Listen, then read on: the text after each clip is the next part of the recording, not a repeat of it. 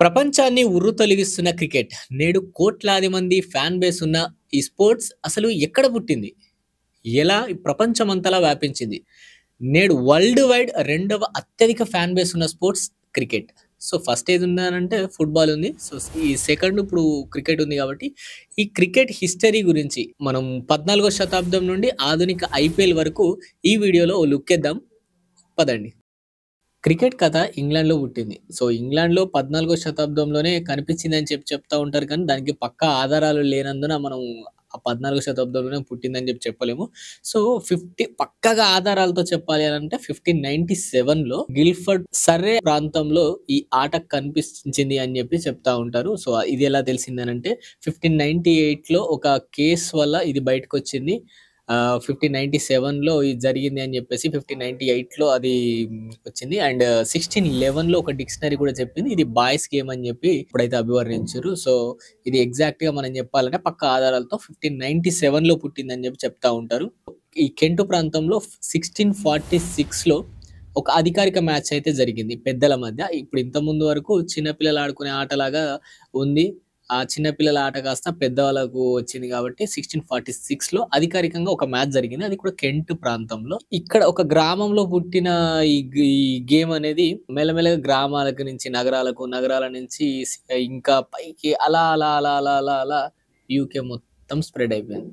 ఇప్పటివరకు ఏదో మ్యాచ్‌లు జరిగినాయంటే జరిగినాయి అని చెప్పేసి అప్పటి వరకే ఉన్నది. గ్రామాల మధ్యలో అట్లా మ్యాచ్‌లు జరుగుతా ఉండేది. కానీ అధికారికంగా చెప్పాలంటే 1709 నుండి 1709 నుండి ఆ కౌంటీ పేర్లను పెట్టడం జరిగింది. అండ్ 1744లో 1744లో తొలి అధికారిక లా ఆఫ్ క్రికెట్ అయితే రూపొందించబడింది. అప్పటినుంచి ఈ లా ఆఫ్ క్రికెట్ కొంచెం కొంచెం డెవలప్ అయితూ ఈ రూల్స్ తీసుకురావడం గానీ, లేదంటే బ్యాట్ పొడుగింత ఉండాలి, పిచ్ లెంత్ ఇంత ఉండాలి అని చెప్పేసి చెప్పడం అప్పటినుంచి స్టార్ట్ అయిందనమాట.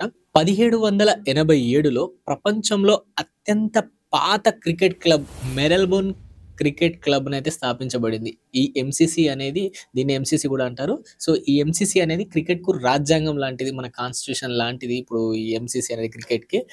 వాళ్ళు కొంచెం కొంచెం వాటిని రూల్స్‌ని గాని డెవలప్ చేయడం గాని అట్లా స్టాండర్డైజ్ చేసి అలా క్రికెట్‌ని ముందుకు తీసుకొచ్చారు.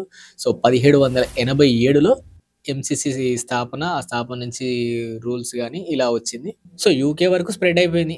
ఓకే. అక్కడి నుంచి మరి ప్రపంచమంతా ఎలా స్ప్రెడ్ అయిపోయింది? ప్రపంచమంతా ఎలా స్ప్రెడ్ అయిపోయిందనంటే దీనికి కారణం బ్రిటిష్ కాలనీ.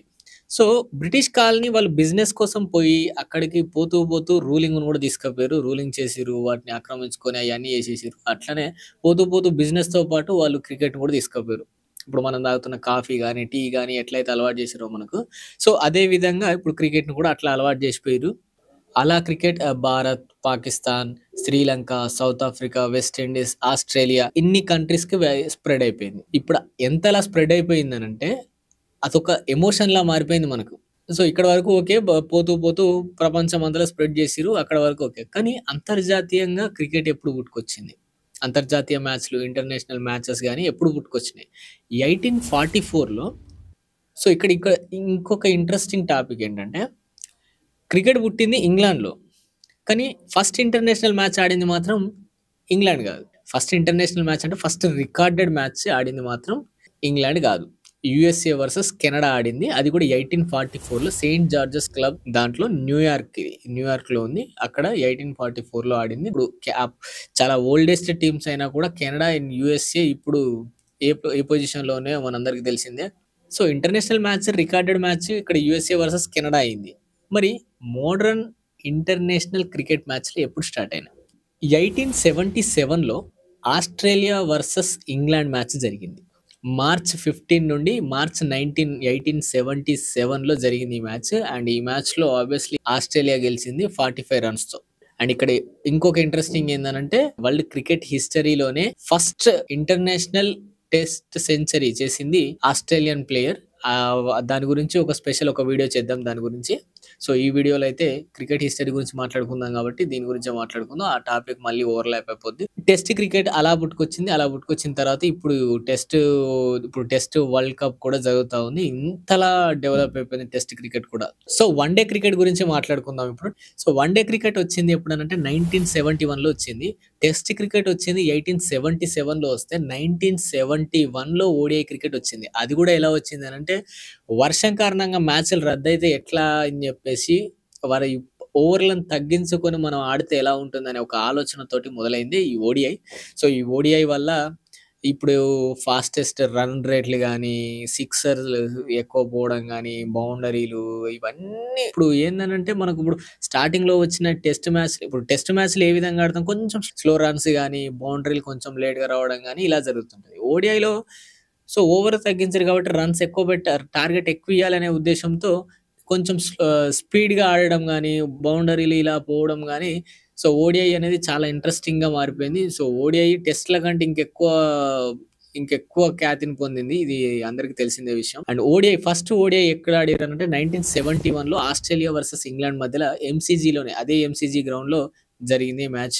అండ్ అప్పుడు మ్యాచ్ జరిగినప్పుడు 40 ఓవర్స్‌తో జరిగింది ఆ మ్యాచ్. 40 ఓవర్స్ నుంచి ఒక్కొక్కసారి 60 ఓవర్స్ అలా పెట్టడం జరిగింది. కానీ 50 ఓవర్స్‌కి అది ఎలా వచ్చిందనేది దాని గురించి మళ్ళీ ఒక సెపరేట్ వీడియో చేద్దాం. అండ్ నెక్స్ట్ టెస్ట్ అయిపోయింది. ఓడిఐ అయిపోయింది. మళ్ళీ టీ20.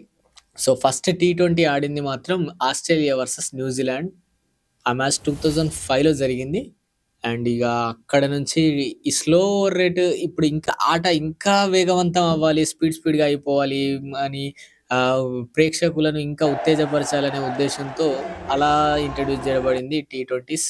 ఆ టీ20 ఫార్మాట్ అనేది ఎంతలా స్ప్రెడ్ అయిపోయిందనంటే ఐపీఎల్, బీపీఎల్ ఇప్పుడు బిగ్ బాష్ లీగ్ గాని, లేదంటే బంగ్లాదేశ్ ప్రీమియర్ లీగ్ గాని, పాకిస్తాన్ సూపర్ లీగ్ గాని ఇలా ఎన్నో లీగ్‌లు వాళ్ళ కంట్రీస్‌లో ఓవర్‌సీస్ ప్లేయర్స్‌ని తీసుకోవడము బిజినెస్‌లా మారిపోయింది. ఇప్పుడు ఐపీఎల్ గాని, అంటే బీపీఎల్ గాని ఇలాంటి ఎలా జరుగుతున్నాయో తెలుసు గదా!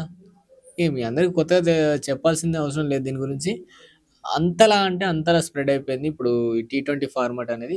అండ్ ఇప్పుడు జనాలకు గూడా టీ20, ఓడిఐ టెస్ట్‌లనంటే ఎక్కువ టీ20 ఫార్మాట్‌ని చూడడానికి ఇష్టపడతారు. ఎందుకంటే స్పీడ్ అయిపోతది కాబట్టి. ది ఓల్డెస్ట్ ఫార్మాట్ అనంటే టెస్ట్ ఫార్మాటే. సో, ఆధునిక క్రికెట్‌లో ఎన్నో మార్పులు. దాంట్లో అల్ట్రా ఎడ్జెస్ అని, స్పైడర్ క్యామ్‌లని, డీఆర్ఎస్ అని ఎన్నో మార్పులు చేస్తూనే వస్తున్నారు. అండ్ అదే విధంగా ఇంగ్లాండ్‌లో ఒక చిన్న గ్రామంలో పుట్టిన ఈ క్రికెట్ అనేది ఇప్పుడు బ్రిటిష్ సామ్రాజ్యంతో ప్రపంచమంతా చుట్టేసి, ఇప్పుడు ప్రపంచంలో ఉన్న టాప్ క్లాస్ టీమ్స్‌కి గాని, అన్ని క్రికెట్ టీమ్స్‌కి గాని ఇప్పుడు ఒక భావోద్వేగంగా మారిపోయింది. ఒక ప్రౌడ్‌గా మారిపోయింది. అండ్ ఇంటర్నేషనల్ ఇప్పుడు వరల్డ్ వైడ్‌గా ఒక ఎంటర్‌టైన్‌మెంట్ క్రికెట్ అనేది ఒక స్పోర్ట్స్‌లా చూడం మనం. ఒక స్పోర్ట్స్ అనే ఒక ఎమోషన్‌లా చూస్తాం దాన్ని. అండ్ ఇప్పుడు మనం గెలిచినామనంటే ఒక ప్రౌడ్ ఫీల్‌తో ఉంటాం మనం. ఇలా ఈ క్రికెట్ హిస్టరీ అనేది స్టార్ట్ అయి ఇప్పుడు ఇక్కడి దాకా వచ్చింది. అండ్ సో, ఇదే ఇంతటితో ఆపేద్దాం. మరీ లెంత్ అయిపోతే మళ్ళీ కూడా చూడరు మీరు. సో, ఇలాంటి క్రికెట్ హిస్టరీస్ గురించి అండ్ క్రికెట్ విశ్లేషణల గురించి అండ్ క్రికెట్ అప్డేట్స్ గురించి గాని, అంటే మిగిలిన స్పోర్ట్స్ అన్ని అప్డేట్స్ గురించి మన టీజీ24 టీవీ స్పోర్ట్స్ ఛానెల్‌ని సబ్స్క్రైబ్ చేసుకోండి. మరిన్ని అప్డేట్స్‌తో మేము ముందుకొస్తాం. Until then signing of.